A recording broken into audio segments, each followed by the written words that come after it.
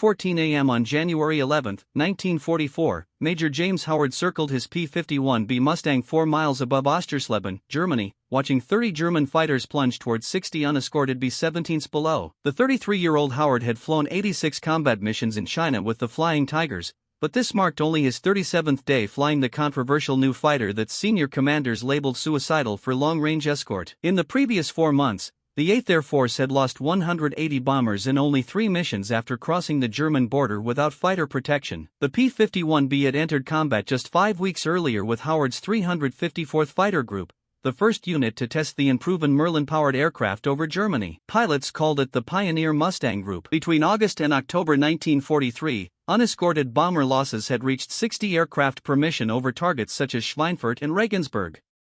Black Thursday, October 14, saw 60 B-17s destroyed in a single day, costing 600 airmen. The Air Force nearly halted daylight bombing altogether. Then came December 5, 36 P-51Bs from the 354th flew the first long-range escort mission to Paris. Command did not trust the aircraft. Its range was theoretical, engine reliability uncertain, and combat performance untested. Howard's radio crackled as his 4-man flight scattered while chasing a separate threat. He was alone. Below him, formations of Messerschmitt Bf-109s and Focke-Wulf FW-190s closed in on the 401st Bomb Group at 23,000 feet. The German interceptors had launched from 3 airfields around Brunswick and had been tracking the bomber stream for 18 minutes. The lead fighters opened fire at 800 yards. A B-17 named Little Chum took hits in both wings. Another bomber, Hell's Angels, lost an engine as black smoke poured from its No. 3 nacelle. The formation tightened but could not escape. Without fighter escort, 60 bombers carrying 600 airmen would face the full weight of German interceptors for the next 37 minutes until they reached friendly airspace. Howard dove. He attacked from above at 420 miles per hour, his .50 caliber machine guns converging on the nearest FW-190. The German pilot never saw him. Howard's first burst shredded the fighter's tail, and it tumbled away trailing smoke. He pulled up hard, loading 7 GS, rolled onto a Bf-109, and fired again. The 109's canopy exploded as glass and metal fragments spiraled outward. He kicked rudder, rolled inverted, and dropped onto another FW-190. 3 enemy fighters down in 40 seconds. 27 still attacking. His wingman's voice should have filled the radio. Silence. His flight leader should have called rally points. Silence. Major James Howard, former Flying Tiger and current commander of the 356th Fighter Squadron, was the only American fighter between 60 bombers and 30 German attackers, deep over hostile territory 300 miles inside the Reich. Could one P-51 survive against 30 Luftwaffe fighters? Like to share this story, subscribe for more, and let's see what happens. Back to Howard. The German formation split. 15 fighters broke left toward the bombers. 15 stayed behind to deal with Howard. Both groups expected the lone Mustang to disengage. Fighter doctrine was explicit: never fight when outnumbered more than 2 to 1. Howard faced odds of 15 to 1 ahead of him, with 15 more behind. He had 412 rounds remaining per gun, 2,472 rounds total. He was 37 minutes from friendly territory. The temperature at altitude was -42 degrees Fahrenheit. His guns would soon begin to freeze. He kept attacking. Howard's first pass scattered the German fighters. He climbed back to 24,000 feet and positioned himself between the bombers and the regrouping interceptors. The Germans had not anticipated aggression. Standard American escort doctrine emphasized defensive flying,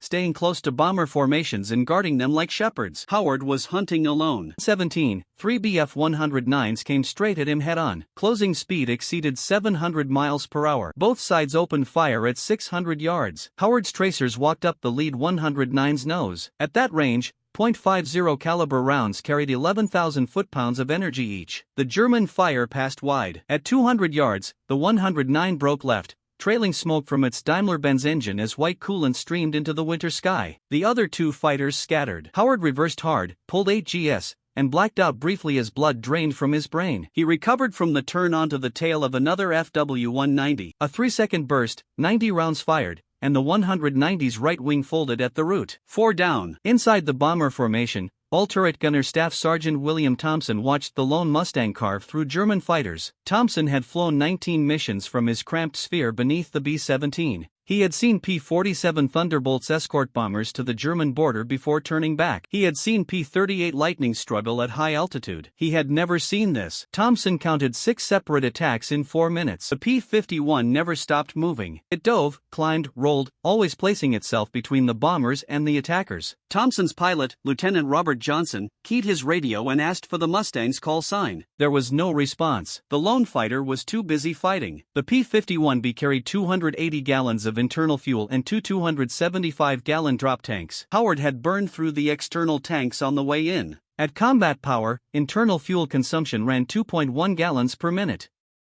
He had perhaps 90 minutes of fuel remaining. The bombers were still 32 minutes from friendly lines at their cruising speed of 190 miles per hour. If he stayed, he would be running on fumes when they reached safety. If he left now, he could return to RAF Box Ted with reserves. The Germans regrouped at his altitude. 26 fighters against 1 Mustang. Howard charged again. His tactics were unconventional. Instead of picking off stragglers, he targeted formation leaders. At 11:22, he attacked from the sun, striking the lead FW-190 of a 4-ship element. The leader broke, and the formation scattered like starlings. Howard did not pursue. He repositioned, waited for them to reform, and struck again. He was exploiting the P-51 speed advantage. The Mustang could reach 440 miles per hour in level flight at altitude. The FW-190 topped out at 408. The BF-109 managed around 420. Howard would dive, attack, extend away faster than they could follow, climb back up using excess energy, and repeat. The Germans could not catch him in the extension. These were experienced pilots, not inexperienced replacements, and they attempted sandwich maneuvers to trap him. 2 fighters would attack head-on while 4 more dove from above. Howard saw it developing. He'd fake the head-on pass, brake hard right before gun range. The diving fighters would overshoot, unable to correct. He'd reverse onto their tails, catch one in the climb. 5 down. His ammunition counter showed 240 rounds per gun remaining, half gone. Still 27 minutes. To friendly lines, 25 German fighters still circling. And now his guns were jamming. The P-51B 650 caliber Browning M2 machine guns were mounted 3 per wing. At 11:26 a.m., Howard's right outboard gun stopped firing.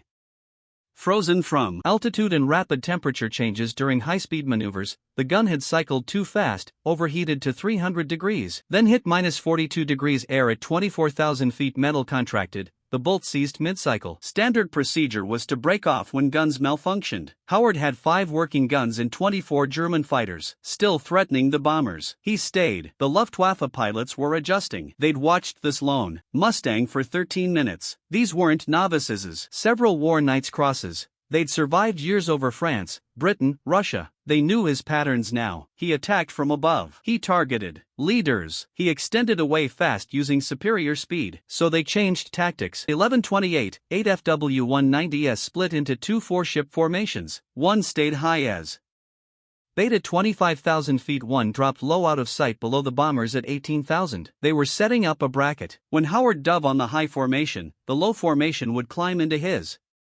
escape route, box him in. And this, Howard took the bait anyway. He came down on the high 4 at a 60 degrees angle. Airspeed building past 480 miles per hour. The P-51's dive speed was limited by compressibility effects at Mach 0.75.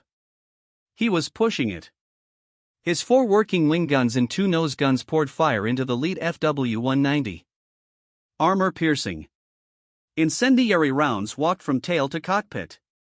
It rolled inverted, pilot bailing out. White parachute blossomed. At 23,000 feet, Howard pulled up hard, 7 Gs crushing him into his seat. Blood draining from his head. His vision tunneled to a pinpoint. Gray edges closed in. He eased back pressure. Peripheral vision returned. The 4 fighters that had been hidden below were exactly where he expected. Climbing toward him at 3,000 feet per minute. BMW radials at full emergency power. He rolled inverted and dove at them. The German element leader, seeing a Mustang diving upside down directly at his formation at 500 miles per hour, broke left in confusion. His wingmen followed. Fighter pilots trained to expect rational behavior. This wasn't rational. This was insane. They scattered. Howard rolled upright, lined up on the trailing 190. 3-second burst. The 190's tail section disintegrated. Control surfaces gone. 6 confirmed kills. His left inboard gun stopped firing. 4 guns remaining. 1,600 rounds total. Inside the B-7 formation, Lieutenant Robert Johnson watched his fuel gauges. The 401st Bomb Group had been over target for 18 minutes. They dropped 12,000 pounds of 500 pounds bombs on the Focke-Wulf factory at Aschersleben. Smoke rose 11,000 feet from the burning assembly buildings. They were heading home, but they were still 22 minutes from P-47 fighter range at the German border. The lone P-51 was still attacking. Johnson counted 9 separate engagements. The Mustang pilot hadn't stopped for breath. At 11:33, Howard's ammunition counter hit 100 rounds per gun, 400 rounds total across 4 working guns.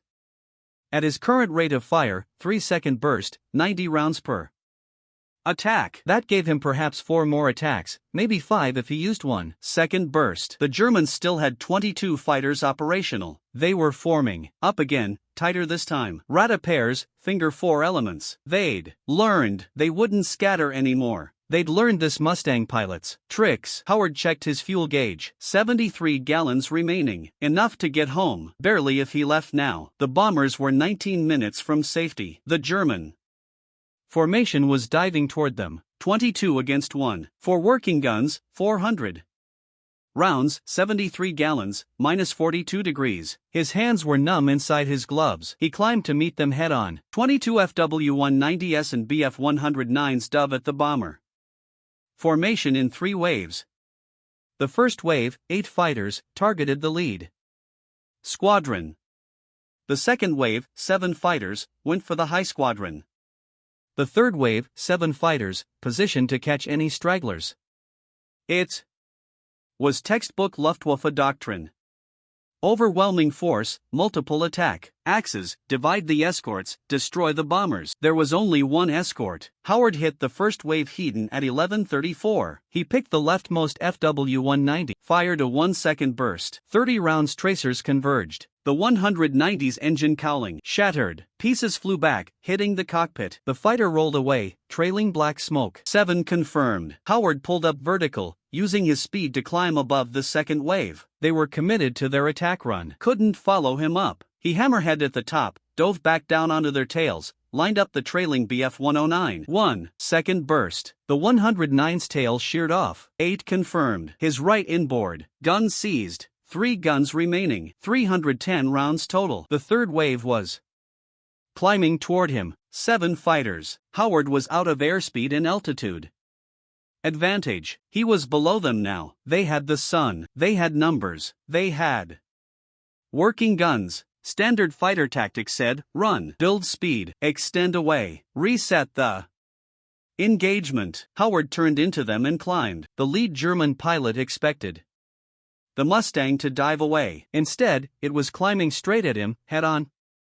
Again, both pilots opened fire at 400 yards. Howard's 3 remaining guns rattled 90 rounds downrange in 3 seconds. The Germans' rounds walked up toward the P-51's nose. At 100 yards, both pilots should have broken. Neither did. At 50 yards, the BF-109's propeller exploded. Pieces SD through its own engine. Its snap rolled left. Pilot didn't get out. 9 confirmed. Howard flashed through the formation. 6 fighters behind him now, all firing. Tracers passed above his canopy, below his wings. 1 round punched through his left horizontal stabilizer. Another clipped his right aileron. The P-51 shuddered. Control got mushy. He shoved the stick forward, dove for the cloud deck at 15,000 feet. The Germans followed. Inside the clouds, Howard pulled the throttle back, rolled inverted, waited 10 seconds, rolled upright, pulled up hard, broke back out above the clouds behind the pursuing Germans. They'd overshot. He was on their tails now. He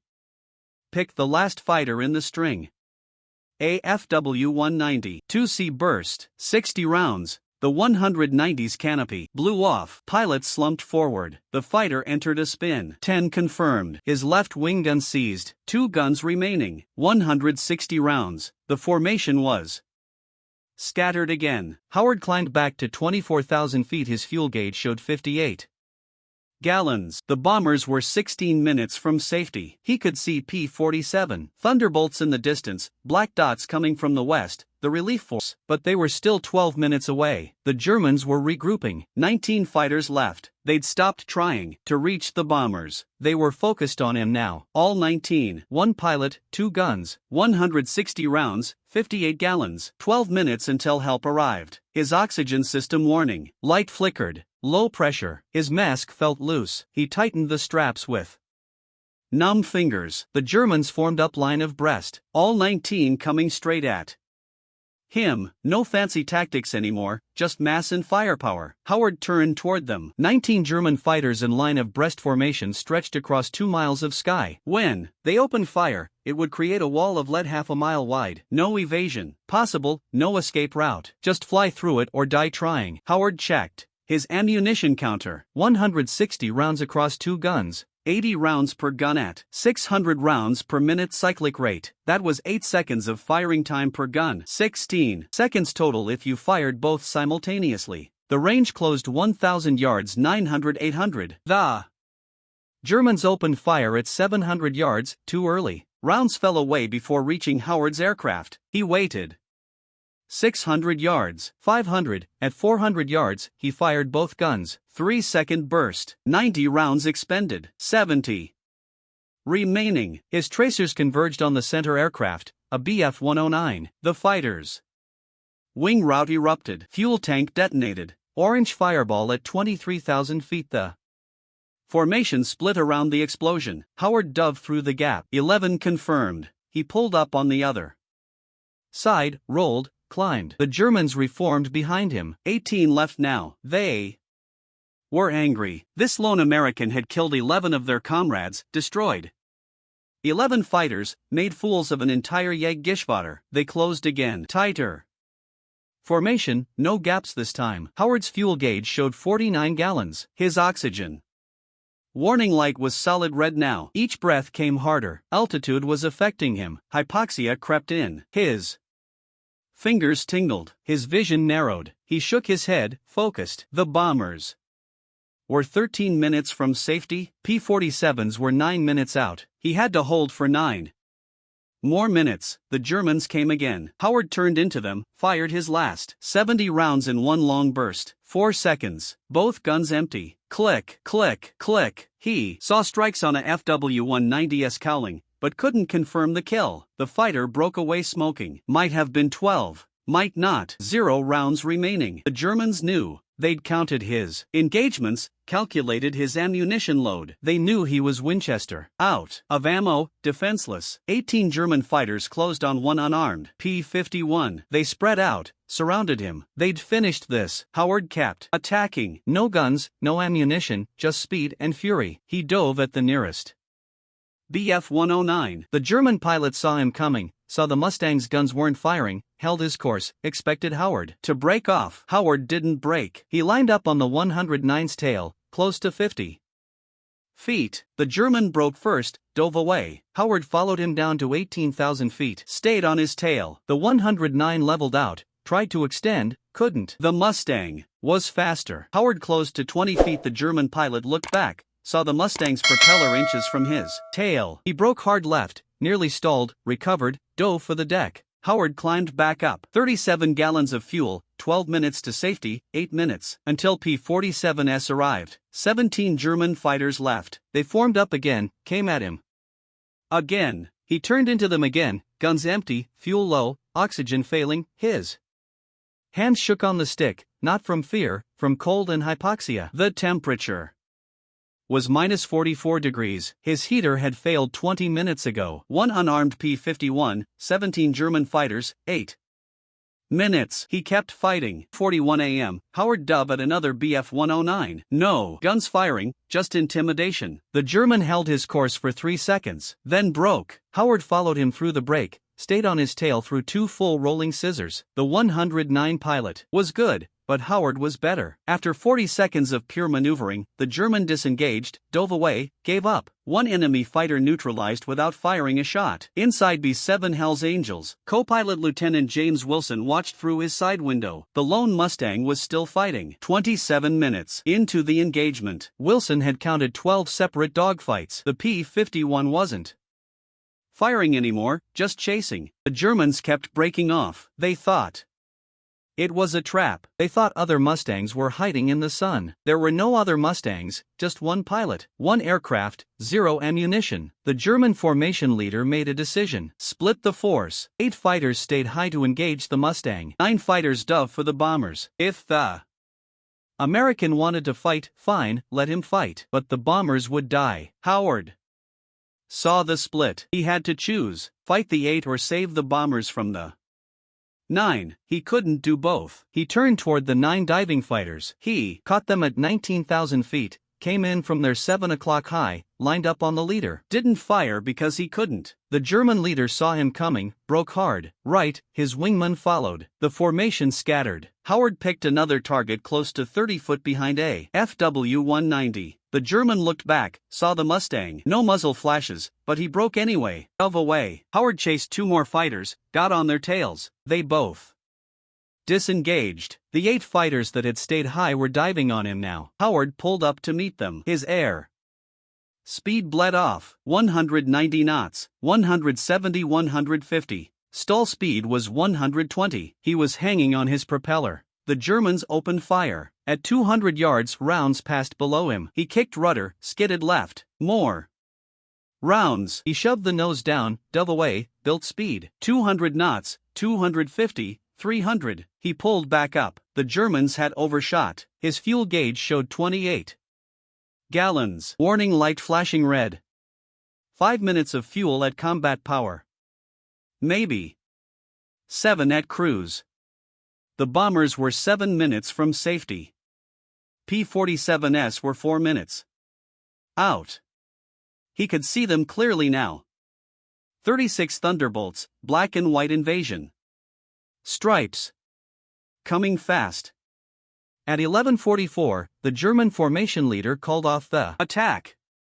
The P-47s were too close. The Americans would have numbers advantage. Time to go home. 18 German fighters turned east, headed back to their bases around Brunswick. They'd lost 11 aircraft, 11 pilots against 1 Mustang. Howard watched them go, his engine coughed, fuel pressure dropping. He adjusted the mixture, leaned it out. The engine smoothed. He turned west, followed the bombers. The P-47s formed up around the B-7S. 1 Thunderbolt pilot pulled alongside Howard, gave him a thumbs up. Howard nodded, too tired to return the gesture. At 11:47, 33 minutes after it began, the engagement ended. 60 B-7S headed home. Every single bomber that Major James Howard had defended survived. Not one was shot down. 600 airmen lived because 1 pilot refused to leave. Howard's fuel gauge read 11. Goal when he crossed the English coast at 12:23 p.m. Howard landed at RAF Boxstead at 12:51 p.m. His P-51B rolled to a stop on the hardstand. Ground crew ran to the aircraft. They'd heard radio chatter. Something about a lone Mustang over Germany. They opened the canopy. Howard sat motionless for 10 seconds, then climbed out. His legs nearly buckled. 3 hours and 37 minutes in the cockpit. 90 minutes of continuous combat. He walked around the aircraft with his crew chief, Technical Sergeant Henry Rudowski. Rudowski counted the damage. 1 round through the left horizontal stabilizer, another through the right aileron, 37 bullet holes total. Most were small-caliber German rifle-caliber machine gun rounds from long range, but 3 were 20mm cannon strikes. One of the rounds had punched through the wing root, missing the fuel tank by 6 inches. Rudowski looked at Howard and asked how many enemy aircraft he had downed. Howard replied, maybe 3, maybe 4. Hard to tell in the fight. The 401st Bomb Group landed at their base in Deenathorpe at 1:37 p.m., every aircraft returning safely. Lieutenant Robert Johnson climbed out of his B-17, and his ball turret gunner, Staff Sergeant William Thompson, sought out the intelligence officer to report the lone Mustang. 30-plus minutes of combat, 1 fighter defending 60 bombers. The intelligence officer was skeptical and checked with other crews. 18 separate bomber crews confirmed the same story. A single P-51, call sign unknown, pilot unknown,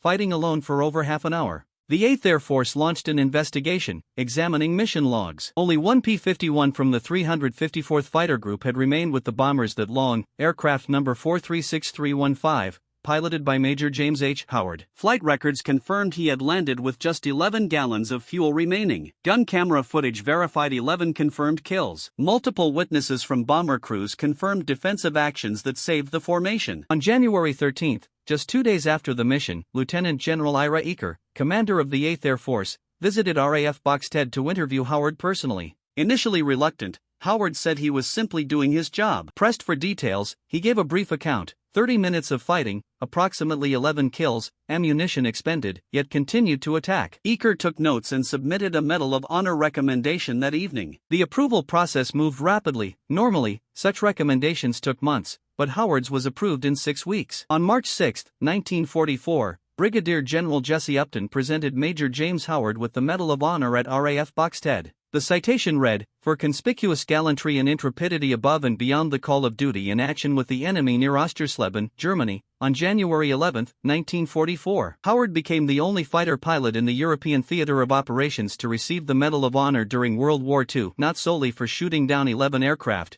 but for defending 60 bombers alone for 37 minutes, continuing to fight after running out of ammunition, and ensuring 600 airmen returned home safely." Howard's mission changed fighter doctrine. Before January 11, fighters stayed close to bombers in a purely defensive escort role. After Howard's engagement, fighters were authorized to pursue attackers aggressively, hunting the enemy. The 354th Fighter Group, the Pioneer Mustangs, demonstrated that the P-51B could fight and win under any odds. Within 3 months, 14 of 15 8th Air Force fighter groups converted to Mustangs. Yet there was more, something after-action reports and the Medal of Honor citation could not capture. The bomber crews never forgot. 60 B-17s returned from Oschersleben, 600 men alive. Word spread across the 8th Air Force of the lone Mustang and its pilot who had fought for 37 minutes. The 401st Bomb Group traced Howard's unit, and on January 18, 7 days after the mission, crews traveled to RAF Box Ted to shake his hand, thank him, and in some cases, shed tears. Staff Sergeant William Thompson, the bull turret gunner who had observed the entire engagement,